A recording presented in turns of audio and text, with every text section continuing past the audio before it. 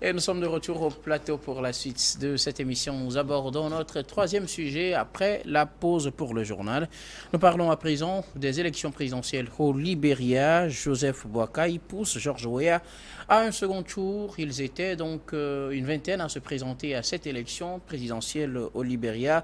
Le président sortant George Weah est arrivé légèrement en tête du premier tour de la présidentielle au Libéria avec 43,83% des voix, juste devant son opposant Joseph Boakai, qui a obtenu 43,44% des voix, selon les résultats finaux publiés mardi par la présidente de la commission électorale.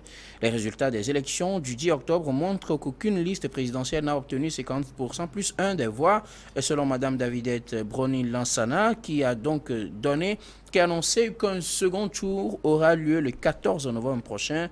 Ce duel entre les deux candidats sera la revanche de l'élection de 2017 qui avait opposé George Weah à Joseph Boakai, remporté par George Weah, ancienne star du football. Et au fait, il faut noter aussi qu'aucun des autres 18 candidats n'a obtenu même 3% des voix, ce qui rend la situation un peu difficile à prévoir au Libéria. Une vingtaine de candidats pour une élection présidentielle, 200 sortent avec 43, quelques pourcents. Il s'agit du président sortant George Weah et son opposant Joseph Boakai qui était aussi vice-président sous Ellen Johnson. Et voilà les deux qui se présentent à nouveau pour le deuxième tour, on dirait un match retour pour la présidentielle de 2017, Germain. Oui, c'est vraiment un match retour avec beaucoup plus de pression pour le président sortant qui n'a pas réussi à faire un coup KO comme il a promis pendant la campagne électorale à ses militants.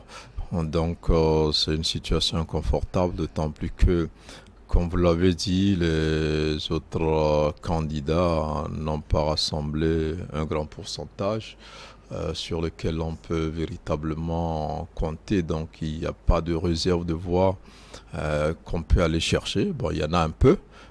Mais je pense aussi que ce deuxième tour va focaliser plus d'attention parce qu'il n'y a que les deux candidats en liste et ceux qui veulent l'alternance dans ce pays feront tout pour que Joseph Boakai l'emporte et ceux qui pensent que George Weah, malgré toutes les difficultés qu'il a eu à convaincre de sa capacité à diriger le pays. Il mérite qu'on lui donne une seconde chance pour un autre mandat. Ça va être très difficile pour George Weah parce qu'il aurait pu faire le break donc, dès le premier tour. Il n'a pas réussi à le faire et on voit qu'il n'y a que 7000 voix entre les deux candidats. Donc 7000 voix, c'est facile à remonter donc pour l'opposant. Pour George Weah, ça reste à reconquérir, même s'il a encore les manettes de l'État dans les mains, même si aujourd'hui ses opposants lui attribuent déjà des volontés d'organiser des fraudes pour pouvoir passer au deuxième tour. La réalité, c'est qu'il est vraiment en difficulté par rapport à la situation économique du pays où le Libéria ne s'en sort pas du tout. Les populations n'ont pas beaucoup aimé sa gestion du pouvoir avec tous les scandales qui ont entouré donc cette gestion-là. Je crois que Joseph Boakai qui a mis un accent sur la lutte contre la corruption. Quand on voit tout ce qu'on reproche à George Weah, à ses ministres, qui a mis aussi un accent sur la sécurité alimentaire parce que la pauvreté est de plus en plus criarde donc au Libéria, ce n'est pas exclu qu'il remporte ce deuxième tour, mais ça va être très très compliqué. En tout cas pour le président sortant. Pour Joseph Boakai, c'est quand même un vieux routier de la politique, hein, et il faut le dire, c'est quelqu'un quand même qui a une quarantaine d'années d'expérience politique. Ce qu'on reprochait d'ailleurs à George Weah parce qu'il est arrivé avec cette image de star du football, de l'enfant qui s'est débrouillé dans les petites banlieues pauvres du Libéria pour être sommet du monde grâce au football. On a espéré qu'il réédite cette magie-là au niveau de la société libérienne. Il a sorti de la pauvreté comme lui-même en tant que personne a réussi à le faire, mais ses espoirs ont été vraiment déçus. Et pour ce deuxième tour, ça va être très très compliqué donc pour le président Georges Weah. Deuxième tour, aux allures de match retour entre Georges Weah et Joseph Boakai. On se rappelle la présidentielle de 2017. Deuxième tour justement entre ces deux hommes, Samir. Oui, sauf que la situation n'est plus la même. Vous savez, à l'époque, Georges Weah représentait un certain espoir pour le peuple libérien. Vous savez que depuis plus de 50 ans, ceux qui ont dirigé le Libéria, ce pays-là, c'est beaucoup plus les gens issus de la descendance américano-libérienne. Donc c'est vraiment l'élite qui a un certain lien avec la pratique américaine et tout ça là. Donc Georges Weah représentait un espoir qui mettait un terme à cette hégémonie là au niveau de ce pays là. Sauf que 6 ans après, Mr. Weah a déçu complètement. Il a déçu sur tous les plans. Les Libériens lui reprochent un certain nombre de choses. La première chose, c'est que quand Georges Weah est arrivé au pouvoir, la première chose qu'il a pu faire, c'est de se construire une très belle maison dans un quartier huppé donc, de Libéria. Donc quelqu'un il en avait les moyens, c'est une star du Vous savez, football, lorsque vous êtes un dirigeant, quelle que soit la source de vos revenus, et que vous posez un acte comme ça, vous envoyez un mauvais signal. Ça prouve que véritablement vous n'êtes là que pour vous-même d'abord et tout ça là. Le deuxième aspect, vous savez que la phase de la période comment on l'appelle, des campagnes s'est soldée par un certain nombre de violences. Oui. Avec 2 morts, on en a enregistré. Donc la tension est tellement vive au niveau de ce pays-là. Il y a une organisation non gouvernementale au niveau de Libéria qui a sorti un rapport qui consistait à faire un bilan de ce que M. Weah a eu à accomplir. Et ils ont dit par exemple que sur les 292%, les 292 promesses, il y a à peine 8% qui se sont réalisées. Donc c'est beaucoup plus dans le domaine infrastructure. Vous savez que le Libéria, c'est un pays pauvre qui a été touché non seulement par Ebola, qui a fait beaucoup de dégâts. Et aussi on se rappelle la guerre civile. La guerre civile par le passé. Ensuite, vous avez vu la Covid-19, vous avez vu le dégât que cela a fait également dans ce pays-là. Donc, Weah est arrivé au pouvoir et il a promis de lutter contre un certain nombre de maux au niveau de ce pays-là.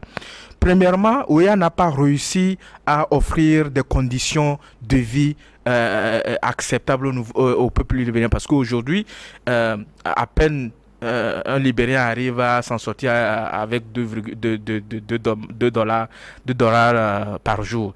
Ensuite, l'école libérienne a connu une descente aux enfers.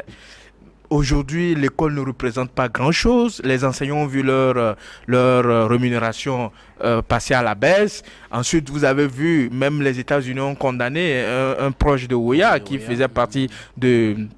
comment l'appelle-t-on, de son administration, et même qui s'est présenté pour être sénateur. Donc sur le bilan de la corruption, de bonne gestion, Weah n'a pas pu convaincre.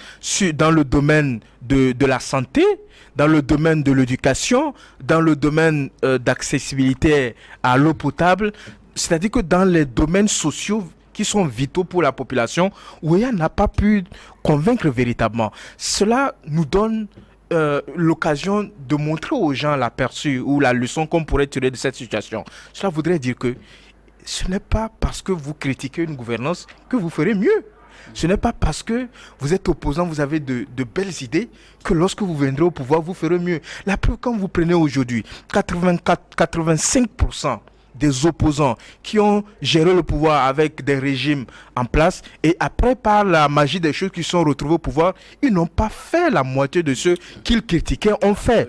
Donc, mais Johnson, mais regardez juste les cas. Le Burkina Faso est là. Vous avez aujourd'hui, comment l'appelle-t-on, la Guinée est là. Vous avez le Libéria avec la dame Johnson Sirleaf, même si elle était critiquée. Également, il y avait un certain nombre d'améliorations. Même les Libériens reconnaissent cela, que sous Ellen Johnson Sirleaf, il y a quand même quelque chose qui a été fait et Ouéa, sous sa présidence, est venu détruire le peu d'avancées que comment l'appelle-t-on, le Libéria a connu. Alors, donc aujourd'hui, vous avez en face... Pour que Joseph Boakai, qui était vice-président de Ellen Johnson Sirleaf, revienne au pouvoir. Mais la preuve, vous avez vu... L'élection précédente a été entachée de contestation, de tout ça. Même c'est parti à la justice. À la fin, on a déclaré Ouéa gagnant. Aujourd'hui, le pourcentage que Ouéa a obtenu au premier tour, ce n'est pas le même pourcentage qu'il avait obtenu en 2017. Ça prouve que les lignes ont complètement bougé et que ça donne une certaine possibilité à l'opposition de rêver, de pouvoir prendre le pouvoir s'il y a un certain ralliement. Aujourd'hui, Joseph Boakai, opposant et ancien vice-président de Ellen Johnson. Moi, je pense que ce qui va être joué véritablement, c'est qu'il arrive à rallier tous ces candidats-là qui sont arrivés derrière les deux, qu'il arrive à les rallier autour d'un programme de société, et cela lui permettra d'avoir une certaine, comment je vais dire ça, une certaine unanimité au sein de la classe de l'opposition au niveau de ce pays-là. Et quand vous avez tout ce monde-là contre une seule personne, je pense que Ouéa ne pourra pas s'en sortir véritablement. Alors aujourd'hui, on sait que dans l'opposition libérienne, les voix ne vont pas même dans la même direction. Hein. Ils sont 18 à se présenter face à part Joseph Boakai et Georges Weah, donc 20 candidats qui se sont présentés à cette élection. Aucun d'entre les 18 n'a pu obtenir 3% des voix. On dirait donc qu'il n'y a plus de faiseur de roi. Et en l'absence d'un faiseur de roi, que faut-il faire en tant que candidat au deuxième tour pour pouvoir gagner? Germain. Il faut faire la magie. Non, je pense que déjà les 18, il faut pouvoir aller leur faire la cour. Parce que n'est-ce pas une tâche plus compliquée de pouvoir converger 18 points de vue quand on n'a pas pu le faire avant le premier tour? Non, je pense que c'est pour ça d'ailleurs qu'il y a le deuxième tour. Vous êtes obligé de promettre des choses aux autres parce que vous avez besoin de leur soutien. Et aujourd'hui, c'est dans les deux cas, parce que Georges Weah aussi aura allé vers ses opposants-là, dont certains sont un peu proches de lui, pour leur promettre des choses. Ça peut être des postes ministériels, ça peut être des directions générales, un certain nombre de contreparties assez conséquentes pour que ceux-là se jettent dans la campagne électorale pour ce deuxième tour. De l'autre côté aussi, Joseph Boakai a aussi la même obligation. On part du principe que les autres sont des opposants, que ça aurait été plus facile de les réunir. Ça, c'est théorique, mais dans la pratique aussi, c'est pas évident. Il faut qu'il leur fasse des promesses sur un pouvoir qu'il n'a pas, même qui n'a pas encore, et que ceux-là acceptent. Après, il y a les indécis ou ceux qui n'avaient pas pu choisir dès le premier tour, qui peuvent revenir et donc faire la décision. Et il faut aussi aller et convaincre toutes ces personnes-là, les abstentions, les votes nuls et autres qui n'avaient pas été assez décisifs. Et ça va rester une tâche très difficile. Bon, Georges Weah a un certain avantage et malgré tout ce qu'on peut lui reprocher, il a quand même cette jeunesse-là, il est jeune. Et l'autre a 78 ans. On pense qu'il est déjà assez fatigué pour tenir les 6 prochaines années, même s'il a une grande expérience. On le dit aussi assez proche de Prince Johnson, donc avec ses chefs de guerre. On sait le rôle qu'il a joué dans la souffrance des Libériens donc pendant cette guerre-là. Et aujourd'hui, c'est vrai qu'il promet combattre l'impunité, mais on ne croit pas trop qu'il pourra faire grand-chose parce que l'un de ses soutiens est contre la mise en place de ces tribunaux-là, chargés de régler tous ces crimes économiques et politiques. Donc, il a promis. Il a donné envie de le suivre, mais est-ce qu'il pourra le faire quand on voit ceux-là qui le soutiennent? Donc tous ces éléments-là pourront être déterminants dans le prochain tour, et sans oublier quand même que Georges Weah est encore le président et qu'il a un certain avantage sur son concurrent, probablement qui va jeter toutes ses forces et celles de l'administration dans ce deuxième tour, mais rien n'est joué d'avance parce que il faut avoir le courage de le dire, les Libériens n'ont pas du tout été satisfaits de sa gouvernance, et est-ce qu'ils vont lui donner une deuxième chance? On attend de voir mi-novembre pour savoir s'il passera. Alors, Samir, est-ce possible aujourd'hui, ou du moins est-ce facile de pouvoir rallier à sa cause 18 candidats qui se sont présentés à cette même élection et dont aucun n'a pu franchir la barre des 3% aujourd'hui? Vous savez que dans nos pays africains, nous sommes caractérisés par ce qu'on appelle le fléau, le phénomène des petits partis. Donc, des gens qui vont en politique pour avoir de l'argent. Il faut le dire clairement, sans ambiguïté. Donc, vous avez au niveau de cette vue petits partis là qui n'ont pas pu obtenir ne serait-ce que 3%, des gens qui peuvent accompagner une partie ou l'autre si on leur fait des promesses qui ont une conséquence pécuniaire. Donc, il faut faire sortir l'argent. Il faut faire sortir l'argent pour pouvoir convaincre l'un ou l'autre de rallier. Vous savez comment ça fonctionne un peu dans nos pays. Même seulement, ce n'est même pas seulement une réalité africaine. Même dans les démocraties occidentales les plus saluées, les plus citées en exemple, l'argent joue toujours un rôle important. Et je pense que l'argent jouera également un rôle décisif pour départager les deux candidats, donc Ouéa et puis comment l'appelle-t-on, Joseph Boakai. Mais le problème, c'est que nous sommes, ou nous n'allons pas comment l'appelle-t-on, éviter donc ce contentieux électoral qui a eu lieu en 2007. Je pense qu'il y aura, c'est vraiment le même cas de figure qu'on aura également. À la fin, il y aura toujours des contestations. Pourquoi? Ça va amener. Mais vous savez, les réalités africaines, c'est toujours cela. Quand vous avez des dirigeants ou des responsables de partis politiques qui, à un moment donné, ne font pas confiance au système mis en place pour gérer ces processus électoraux-là. Donc, les gens vont dire que, bon, parce qu'il n'a pas gagné l'élection, il a été triché, il y a eu telles irrégularités, tout ça là. Et on assiste toujours à ces cas-là. La Cour constitutionnelle, je ne sais pas comment ça s'appelle, chose là-bas, va avoir cette compétence-là de pouvoir également statuer sur cet aspect-là. Moi, je pense que le plus grand souhait qu'on peut faire à ce pays-là, c'est de ne pas assister à des scènes de violence, parce que de toute façon dont cela a commencé avec comment l'appelle-t-on, les campagnes électorales, les résultats très, très serrés, et ça joue à quelques virgules, 0, et quelques.